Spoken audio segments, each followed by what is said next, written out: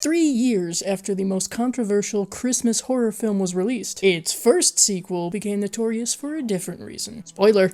It's not a good one. The movie opens with an introduction, or rather reintroduction, to Ricky Caldwell, formerly Chapman, played by Eric Freeman, whose eyebrows provide the most legitimate acting in this whole film. Those things just never get a break. Ricky is being, shall we say, interviewed by Dr. Henry Bloom, played by James Newman. Only a little over 4 minutes in and things are going real well. Fuck off, Doc. I'm a professional. My time is very valuable. Not that valuable. So you're telling me that half of this movie is a re-edited shot-for-shot cliff notes of the original? That was a long time ago. Could you possibly remember all that? I was there. I have a feeling this inconsistency will be the least of my concerns with this movie. It's not even a recap from the perspective of Ricky, it's all just stuff we've already covered. It takes about 40 minutes for us to get past the meandering stroll down borrowed memory lane, before we get to some of Ricky's own memories of when he was adopted by Mr. and Mrs. Rosenberg, played by Michael Combati and Corinne Gelfin. By this point, young Ricky is played by Brian Michael Henley, and seems to have a phobia of shopping nuns and is triggered by the color red. Fast forward 5 years, and Ricky is now played by Daryl Gibu, and his stepfather is dead. Not by his doing, surprisingly. Ricky happens to come across a couple having some intimacy issues, and by that I mean the woman said no and the guy said too bad. This triggers Ricky's murderous intent, so he runs the guy over with his own Jeep. Repeatedly. I can't say I'm terribly upset by this, and neither is the ex-girlfriend. Another few years go by, and Ricky now works behind the scenes at a kitchen. I was 18. I'm calling bullshit on account of those 30-something-year-old pecs. Here, he witnesses a fight between two guys. Aside from the obvious, can you guess what triggers Ricky? The assaulter's red handkerchief. Personally, I would be more triggered by the severely bruised dude's tight red jeans. But let's not focus on that, because there is a memorable kill to see.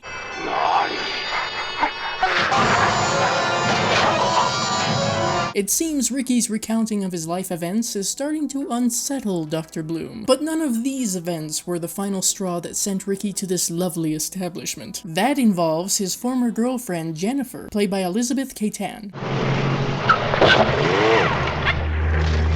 Sorry, I almost ran you over with my fucking car. Boobs! I've seen more chemistry between mismatched shoes. Chaos. The motion picture you've been waiting for. More action. More violence. More death and destruction. Now that's the most believable part of this film. That, and there's always gotta be some loud ass in the theater. I'm sure a majority of us can relate. Apparently the movie playing is Silent Night, Deadly Night. Excuse me, what? It goes without saying that having a killer Santa prominently featured on the big screen doesn't sit well with Ricky. Next thing you know... Shh. Naughty. Kinky. You know, so far I'd say all that Ricky's done is a public service. Why is he locked up again? Well, the answer lies with meeting Jennifer's ex, Chip, played by Ken Weichert. This whole situation results in not only Chip's demise, but also Jennifer's. And this swiftly graduates to mass murder. Garbage day! Huh? No!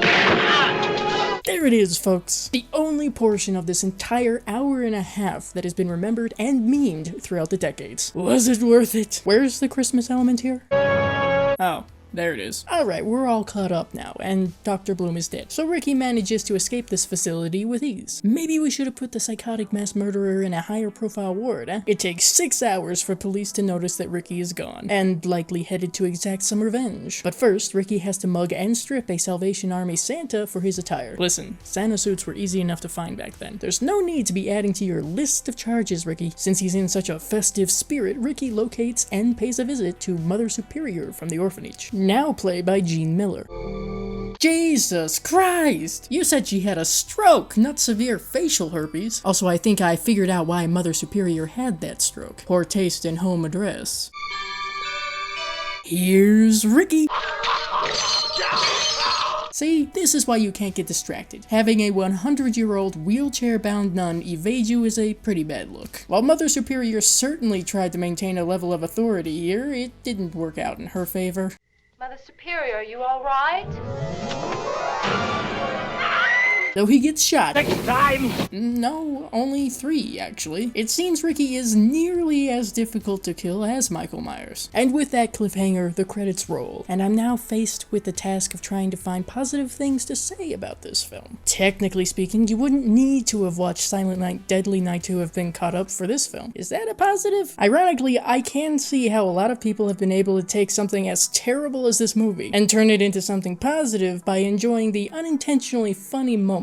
I almost feel like this could have been a truly interesting story if there wasn't such a reliance on showing what happened in the previous film, and if there were better actors involved. According to a few stories I've heard, Eric Freeman has to be one of the most well-adjusted actors in bad horror movies. Just a few years ago, he reprised his role of Ricky in a short film. He's seen the humor in his part in this movie, and has taken pokes at his expense with stride. Somehow, this movie has managed to ingrain itself in internet culture with just one scene alone. If you go on Twitter and just say garbage day, I can pretty much guarantee you a lot of people will know exactly what you're talking about. The plot relies so heavily on retelling what happened in the previous film that it swiftly crumbles. Not to mention that a large majority of the flashbacks Ricky would have zero knowledge of, and they can't just use the "well, Billy told him everything" excuse either. Do I really need to comment on Freeman's acting? I realize that he didn't get the solid direction that was needed, so for that reason I'm gonna place 80% of the blame on Lee Harry and Joseph H. Early. Of course, none of the other actors are really giving their all here either. From a cinematic standpoint, the editing is quite confusing, and I'm not even talking about the flashbacks to the original film. You don't even have to squint to see that this is a cash grab. A bit late, but a cash grab nonetheless. The first Silent Night caused a lot of controversy, so it was decided that a great way to capitalize on that would be to expand the story. Too bad they failed on that. With all that being said, I'm giving Silent Night, Deadly Night Part 2